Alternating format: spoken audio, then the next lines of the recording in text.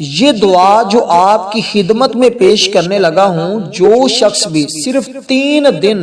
اس دعا کو، جو عرش الہی کو ہلا دینے والی دعا ہے، اس کو ماہ رمضان المبارک کی 3 تاریخ یعنی 3 رمضان ہفتے کے دن،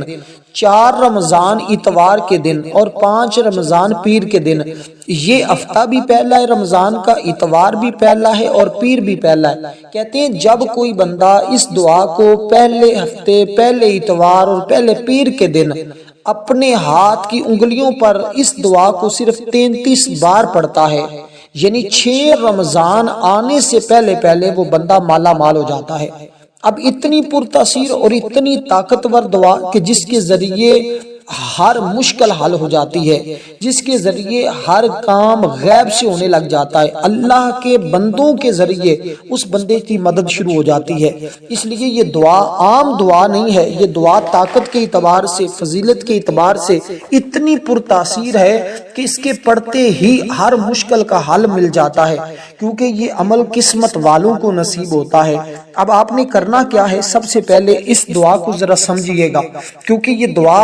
یہ دیکھیں، یہ 33 کا عدد جو ہے نا، اور 3 رمضان یہ وصال ہے حضرت سیدہ فاطمہ الزہرا رضی اللہ تعالی عنہا کا۔ تو آپ کے وصال کے دن آپ نے صرف، کیونکہ حضور علیہ الصلوۃ والسلام نے جو آپ کو تسبیحات بتائی تھی ان کی تعداد بھی 33 بار تھی، تو آپ نے ان کے وصال والے دن 3 رمضان کو آپ کا وصال ہوا، اور 3 رمضان کے دن آپ نے اس عمل کا آغاز کرنا ہے، اس عمل کو شروع کرنا ہے۔ اس لیے جس دن سیدہ پاک کا وصال ہوا، اس دن جب اس عمل کو شروع کیا جائے گا، پڑھا جائے گا، تو پھر 3 دن بعد میں مکمل ہوتے، یعنی 6 رمضان سے پہلے پہلے وہ بندہ مالا مال ہو جائے گا۔ اس لیے کہ اس نے اس عمل کے کرنے کے بعد اللہ کی بارگاہ میں سیدہ فاطمہ الزہرا رضی اللہ تعالی عنہا کا وسیلہ پیش کرنا ہے، اور جو بندہ سیدہ پاک کی روح کو یہ اصال ثواب کر کے ان کے وسیلے سے دعا کرتا ہے، اللہ ان کی دعا کو رد نہیں فرماتا۔ دیکھیں، ہر دعا رد ہو سکتی ہے، لیکن جس میں سیدہ پاک سیدہ فاطمہ الزہرا رضی اللہ تعالی عنہا کا وسیلہ ہونا، وہ دعا اللہ کی بارگاہ سے رد نہیں ہوتی۔ اس لیے جو لوگ چاہتے ہیں کہ ہماری کوئی دعا رد نہ ہو اور ہماری ہر دعا اللہ کی بارگاہ میں مقبول ہو جائے، ہم جو بھی مانگتے جائیں ہمیں ملتا جائے، تو وہ لوگ اس عمل کو ایک مرتبہ اس ترتیب کے ساتھ ضرور کر لیں جس طرح اللہ والوں نے اس کا طریقہ بتایا ہے۔ اس لیے اب میں کیوں نہ کہوں کہ وہ لوگ قسمت والے ہوں گے، وہ لوگ مقدر والے ہوں گے جو اس دعائے مبارکہ کو پڑھیں گے، جس دعا نے کئی لوگوں کی تقدیریں بدل دی ہیں، جس دعا نے کئی لوگوں کے حالات بدل دیے ہیں، جس دعا نے ہر مشکل سے ہر بندے کو، جس نے اس کو پڑھا اس کو نکال دیا ہے۔ اس لیے جو مشکلات سے چھٹکارا چاہتا ہے، جو اپنے ایمان کی مضبوطی چاہتا ہے، جو اپنی دنیا سنوارنا چاہتے ہیں، جو اپنی آخرت سنوارنا چاہتے ہیں، جو رزق کی برسات چاہتے ہیں، جو اللہ کی رحمتیں اور انوار و تجلیات چاہتے ہیں، وہ بس اس دعائے مبارکہ کو پڑھتے جائیں، پھر رحمت اللہ کی طرف سے ان پر ایسی برسے گی کہ ماہ رمضان کی تمام برکتیں بھی ان کو مل جائیں گی، اور اس کے ساتھ ساتھ سیدہ پاک کا صدقہ ان کی خالی جھولیوں کو بھی اللہ بھر دے گا۔ اب آپ نے کرنا کیا ہے؟ اول آخر آپ نے دیکھیں عمل کا آغاز اس طرح کرنا ہے کہ شہادت کی جو انگلی ہے نا،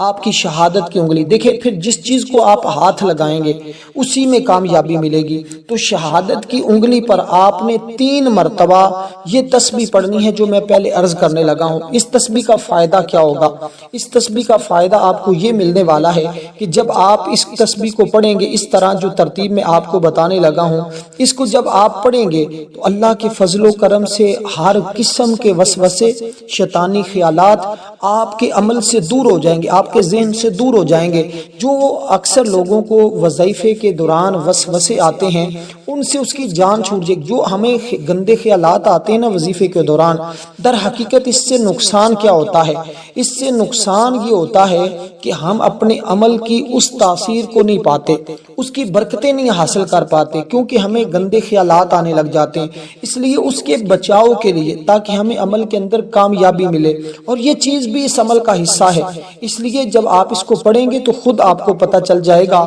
تو اس لیے جب آپ نے اس عمل کی ترتیب کو سمجھ لیا، پھر اس کے مطابق آپ نے اس کو پڑھ لیا، الحمدللہ پھر جو کچھ مانگتے جائیں گے رب کے خزانوں سے تمہیں ملتا جائے گا۔ اب آپ نے کرنا کیا ہے اس کو ذرا سمجھیے گا۔ جو تسبیح میں ایک ایک چیز آپ کو بتاتا جاؤں گا اس کی، کیونکہ عمل کی ہر بات ہی بڑی قیمتی ہے، کیونکہ اللہ تعالیٰ کا قرآن مجید میں حکم ہے کہ اللہ تعالیٰ نے قرآن مجید میں فرمایا جب تم قرآن پڑھو تو شیطان مردود سے اللہ کی پناہ مانگو، اور جب ہم وظیفہ پڑھیں تو اس سے بھی پہلے ہم شیطان مردود سے اللہ کی پناہ میں آ جائیں، اللہ کی حفاظت میں آ جائیں۔ تو پھر جب ہم اللہ کی حفاظت میں آ جائیں گے پھر ہمارا وظیفہ بھی مقبول ہے، پھر ہماری دعائیں بھی قبول ہیں۔ تو اب اسی طرح آپ نے دیکھیں شیطان سے حفاظت کا پہلے بندوبست کرنا ہے، اور اس کے بارے میں بزرگان دین اور امام جعفر صادق کتنی بڑی ہستی ہیں، اور بھی بہت سارے بزرگوں نے اور صحابہ کرام سے بھی یہ مرویات ملتی ہیں کہ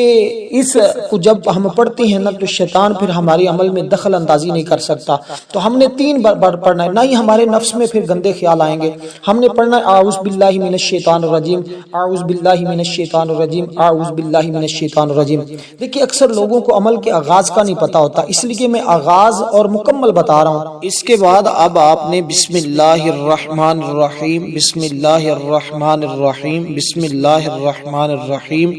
3 مرتبہ یہ کلمات پڑھنے ہیں۔ اب اس طرح آپ کے عمل کا آغاز ہو گیا ہے۔ اب اس کے بعد آپ نے حضور سرور کونین امام الانبیاء خاتم النبیین کی ذات پر درود پاک پڑھنا ہے۔ دیکھیں یہ بنیادی چیز ہے، اگر یہ آپ چھوڑ دیتے ہیں، اس طرح عمل نہیں کرتے تو پھر آپ اس عمل کی وہ تاثیر وہ برکت نہیں حاصل کر سکتے۔ اس لیے کہ یہ 33 کے عدد والا جو عمل ہوتا ہے یہ اللہ کی بارگاہ میں مقبول ہی مقبول ہوتا ہے، اس لیے اس کو چھوڑنے والا بندہ وہ بہت بڑی غلطی کر رہا ہوتا ہے۔ اب آپ نے اس کے بعد جو آگے چیزیں پڑھنی ہے یہ ذرا سمجھیے گا۔ اب 33 مرتبہ یہ اپنے ہاتھ کی انگلیوں پہ پڑھیں گے تو کیا برکت ملے گی کہ یہ قیامت کے دن آپ کے ہاتھ کی انگلیاں چمک رہی ہوں گی، یعنی کہ یہ روشن ہوں گی، منور ہوں گی۔ اس لیے ہم ہمیشہ یہ بات کہتے ہیں کہ جب بھی عمل کیا جائے عمل کی شرائط کو لازمی سمجھا جائے، ان شرائط پر عمل کرو گے تو پھر کامیابی تمہارا مقدر ہوگی۔ اگر آپ اس کے اوپر عمل نہیں کرتے، اپنی مرضی کرتے ہیں تو پھر آپ اس عمل کی تاثیر کو نہیں پاتے۔ اس لیے اکثر لوگوں کو 5 سال لوگ عمل کرنے کے لیے رات بیٹھے، ان میں سے 2 لوگ کامیاب ہوئے، باقی 3 ناکام ہوئے۔ وجہ پوچھی گی تو بتانے لگے کہ ہم نے یہاں اپنی مرضی سے ہی بس بے توجہی میں ہم نے کہا کہ ہم نے تعوذ کیا پڑھنا ہے، بسم اللہ کیا پڑھنا ہے، بس درود پاک سے ہم نے عمل کا آغاز کر لیا، تو پھر اس وجہ سے ان کو اس کی تاثیر نہیں ملی۔ تو 2 لوگ کامیاب ہوئے، 3 ناکام۔ اس لیے اکثر لوگوں کا یہی مسئلہ ہے کہ جیسے میں نے کہا ہے نا کہ بہت کم لوگ جو ہیں وہ عمل کی برکت کو پاتے ہیں، اس وجہ سے کہ وہ اپنی من مانی کرنے لگ جاتے ہیں۔ اب کیونکہ اللہ کی محبوب تسبیح ہے اور ایسی تسبیح کے جس کے ذریعے جب بندہ پڑھتا ہے، جیسے وہ کہتے ہیں نا کہ یتیم کی بد دعا جو ہوتی ہے یہ عرش کو ہلا دیتی ہے، اس لیے اگر کوئی بندہ کسی عورت کو ناجائز ہی طلاق دیتا ہے تو اس سے بھی اللہ کا عرش ہل جاتا ہے، اور یہ جو تسبیح آپ پڑھنے لگے ہیں اس سے بھی اللہ کی رحمت برسنے لگ جاتی ہے اور اللہ کا عرش ہل جاتا ہے۔ اس لیے آپ اس ترتیب کے ساتھ پڑھیں گے، کیونکہ اس تسبیح کے ذریعے آپ کو کل قیامت کے دن میزان عمل جب اعمال تولے جائیں گے، اس تسبیح کا وزن تمام اعمال سے زیادہ ہوگا، اس لیے کہ اس میں اللہ کی رضا شامل ہے، اس میں اللہ تبارک و تعالیٰ کی تعریف ہے، اللہ کی حمد ہے، اللہ کی پاکی ہے۔ اس لیے جب یہ تسبیح پڑھی جاتی ہے تو پھر الحمدللہ کاروبار میں بھی وسعت آتی ہے اور رزق بھی بڑھتا چلا جاتا ہے، گھریلو خوشحالیاں نصیب ہو جاتی ہیں، اور پھر رحمتیں ہی رحمتیں، اور کہتے ہیں رزق دروازے توڑ کر اس بندے کے گھر میں داخل ہو جاتا ہے، ہر طرف سے اس کا گھر رزق سے بھر جاتا ہے۔ اب اس بندے کو سمجھ نہیں آتی کہ میں کہاں اٹھاؤں اور کہاں رکھوں، اور اس ذکر کا یہ بھی فائدہ ہوتا ہے کہ اس کے چہرے پر نور آ جاتا ہے، دل میں روشنی پیدا ہو جاتی ہے، اعمال میں برکت پیدا ہو جاتی ہے۔ اب 33 بار آپ نے درود پاک پڑھنا ہے۔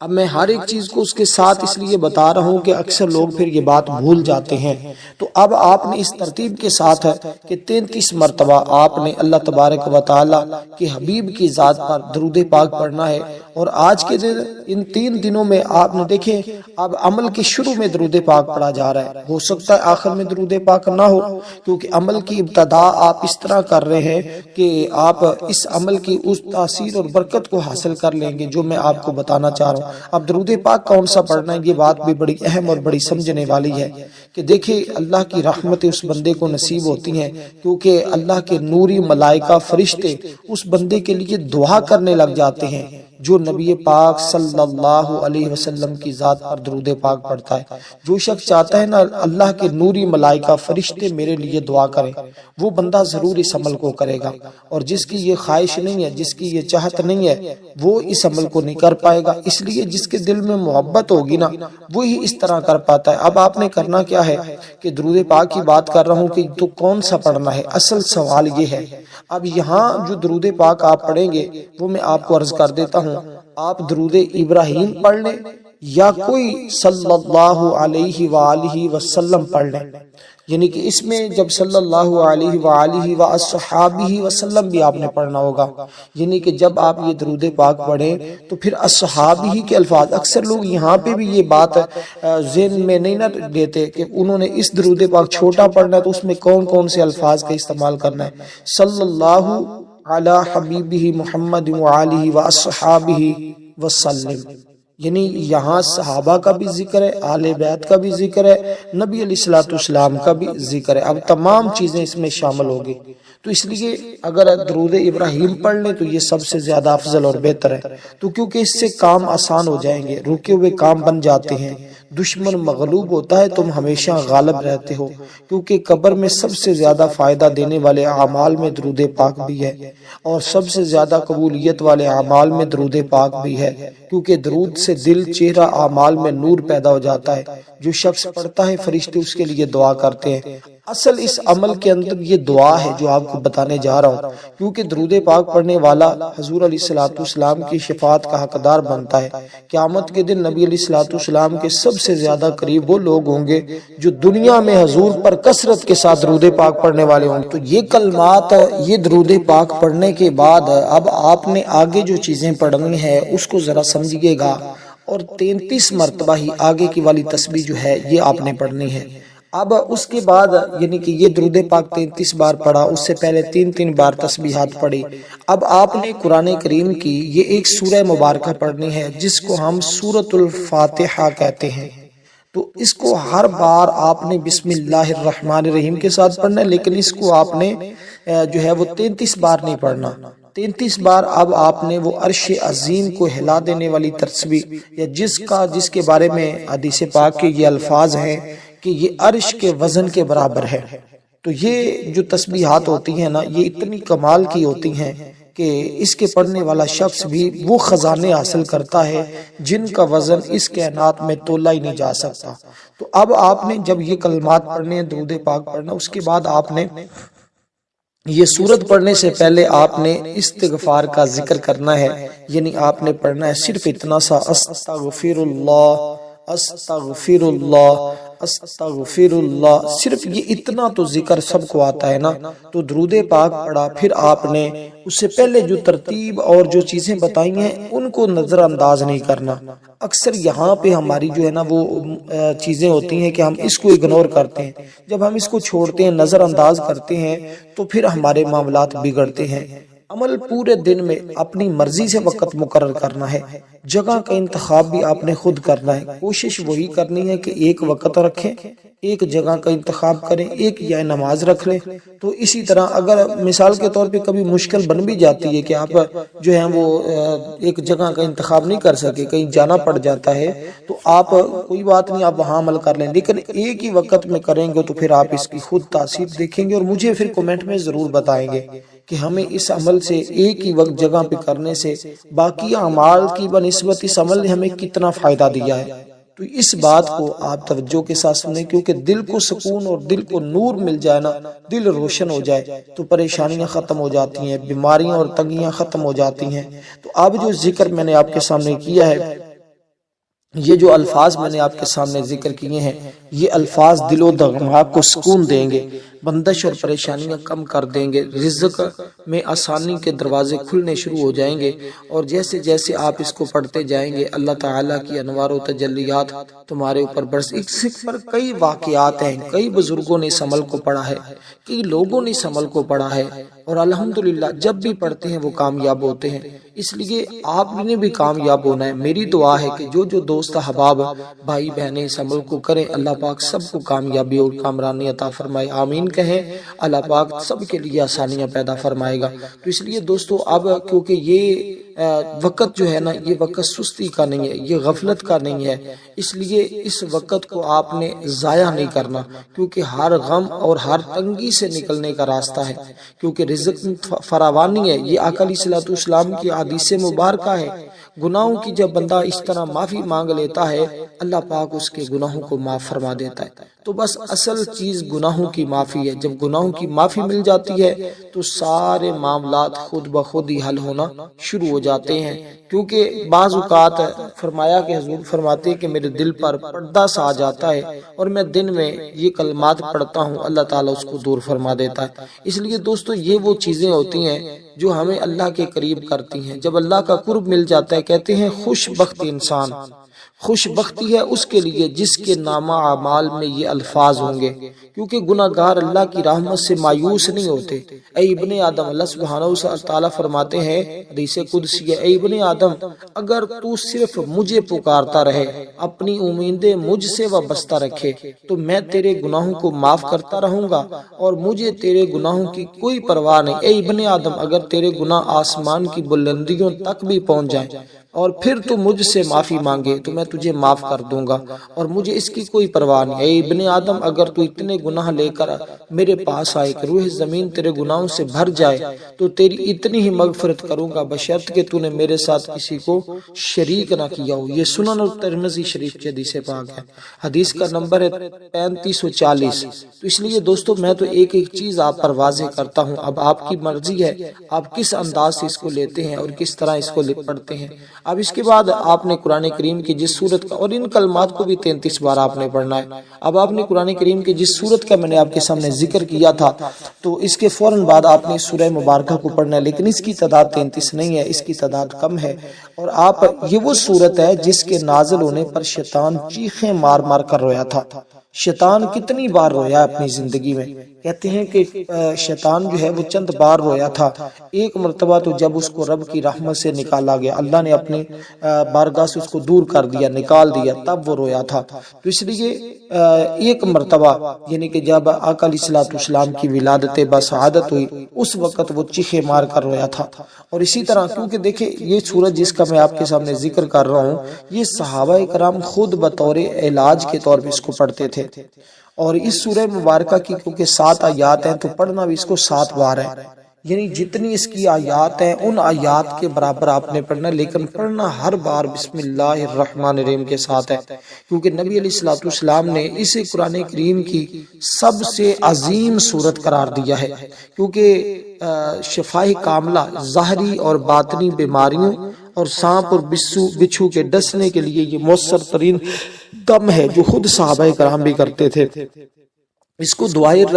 ربانی بھی کہا جاتا ہے۔ اس میں اللہ تعالیٰ کی حمد و ثنا ہے، بندے کی عاجزانہ دعا ہے، صراط مستقیم کا بہترین راستہ ہے، عرش کا خزانہ ہے۔ بعض روایات کے مطابق یہ سورت عرش کے خزانے کے نیچے سے نازل ہوئی ہے، اور جو بندہ پڑھے گا پھر آپ کو پتہ ہے اس کو جو خزانہ پڑھ رہا ہے تو اس کو خزانے ملیں گے، پھر حفاظت کا یہ ذریعہ ہے، یہ حصار کا مضبوط ترین ذریعہ ہے۔ اس لیے یہ سورت کوئی عام سورتوں کی طرح نہیں ہے، اس کی شان اور عظمت وراء الورا ہے۔ کہتے ہیں جائز محبت کے لیے بھی اس کو پڑھ سکتے ہیں، بیماری سے شفا کے لیے، ناجائز دوسری چھڑانی ہو تو اس سورت کو پڑھیں، بے پناہ رزق لینا ہو تو اس سورت کو پڑھیں۔